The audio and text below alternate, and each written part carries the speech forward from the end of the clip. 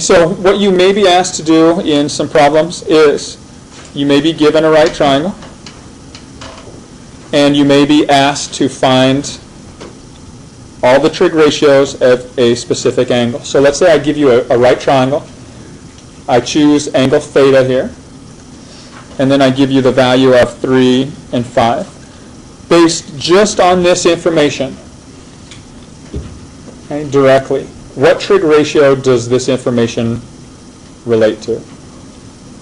Now, this is sine. You have an angle. You have the side opposite that angle, and you have the hypotenuse. So if you label these pieces of information from SOHCAHTOA, you see that the pattern is so. So tells you that the sine of theta is equal to opposite over hypotenuse. And what if I asked you, so you could leave it like this. Your trig ratios can be written as decimals or fractions. Okay? This is the same thing. It's a fraction form for that sine ratio. Okay. Would you be able to, from this, find out what the cosine and tangent ratios would be for this triangle? Yeah. And what would you have to do for that? Yeah. You may be asked to find all 3 trig ratios. So the one that you can find directly is sine. And then indirectly, or use multiple steps to find the other 2. Do we know what this missing side is, the missing leg? Common triple, right? Okay, so look to see, does it fit the form of common triples? If not, then what would you have to do? Pythagorean theorem, which is going to happen. Okay, and now you can solve. So what would be the cosine ratio for this angle theta? Cosine is adjacent, which is 4 over 5, and then the tangent would be 3 over 4. Okay. So you can use right triangles to figure this out, okay, if they give you a right triangle. In addition to this, they might actually tell you that the sine of theta is equal to 5/7.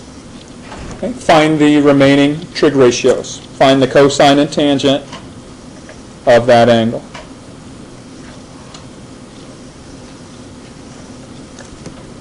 What do you think we could do to find those? Draw a triangle. Perfect. Does it matter which acute angle I label as theta? No, because everything's going to be with respect or relative to this angle. Okay? And if our sine ratio is 5:7, then which leg is going to be 5?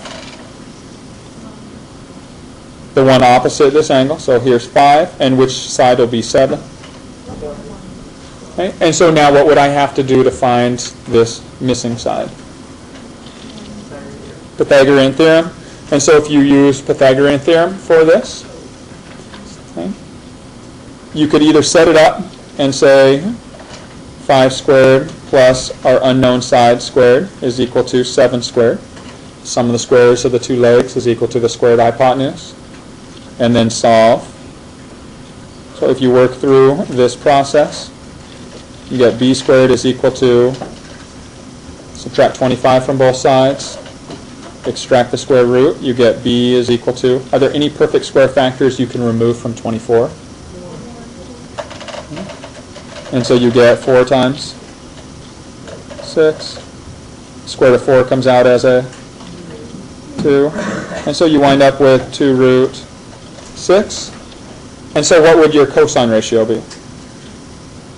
Adjacent, which is 2 root 6, all over the hypotenuse, which is 7. And that would be your answer, right? The exact answer. So written with radicals. And what would our cosine be?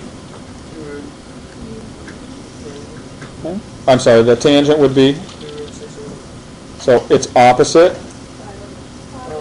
5 over adjacent, 2 root 6. Can you have a radical in the denominator? No. So you need to rationalize the denominator, multiply by root 6 over itself, and that gives you 5 root 6 all over 2 times, what is root 6 times root 6? 6, which you can now completely simplify into 5 root 6 all over 12. And so here would be your 3 trig ratios, or your other 2, based on a given ratio.